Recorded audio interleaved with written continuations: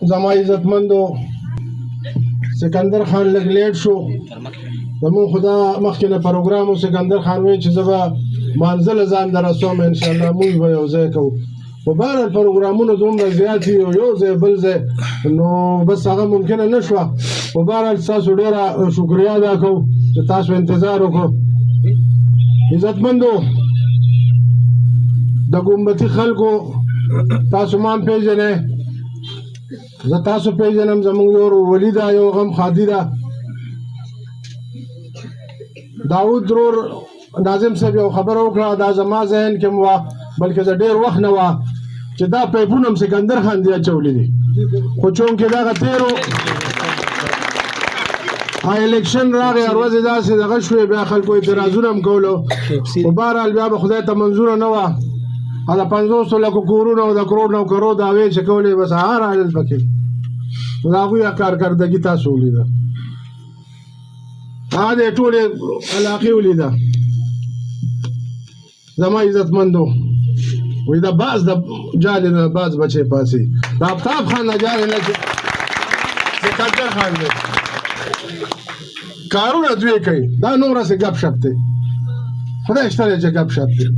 او که اسمبلیو ته لاړ شي سکندر خان زنده‌باد سکندر خان زنده‌باد که اسمبلیو ته لاړ شي نو ګوپ نشي کولی دا زموږ دا تېرې امیلګان او دا دغه چې تللی دی خدای شته دی که دا ریکارډ دی چې پاسېدلی نه دی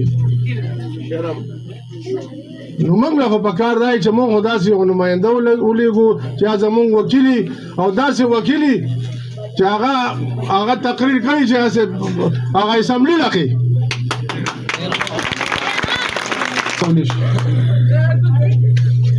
په ډېر معذرت سره به ولاړ دي خلک ډېر ولاړ دي د دې هر سړی شوقي دی خو په دې کار چې دی نو د سکندر خان او د آفتاب خان نه علاوه خدای وکړو څوک پوهېږي چې علاقې له ترقي راوړي زما عزتمندو مشر به خبرې کوي دا ټایم هم داسې هغه دی نازک دی او د دوی نور هم پروګرامونه دي زیبا تاسو ما سره تېر الیکشن کې ډېره ښه ورولي کړې ده ډېره مینه هم را سره کړې ده تاسو ډېر غیرتمن خلک یې د ګمبتي غریبانان یې خو ډېر غیرتمند یې او زما خدای شته دی چې تاسو سره خصوصي مینه ده هغه به تاسو ته ظاهره زه تاسو له هر یو غم ښادۍ له خوشحالۍ له دغه له زه راغلی ده داسې که نه ده اوس به ته زه دا سوال کوم چې سکندر خان ته او آفتاب خان ته به زمونږ سترګې اوچتوئ چې تاسو ورته زمونږ سترګې اوچتې کړئ سبا د دې علاقې دپاره د دې ترقۍ دپاره خدای کو زه ورسره جنګ هم کوم زمونږ سترګې اوچتې کړئ او په باري اکثریت د دې علاقې 400-500 ووږدې خو چې دا 400 خو چې مونږ ته راشي ګورې دا ته وایم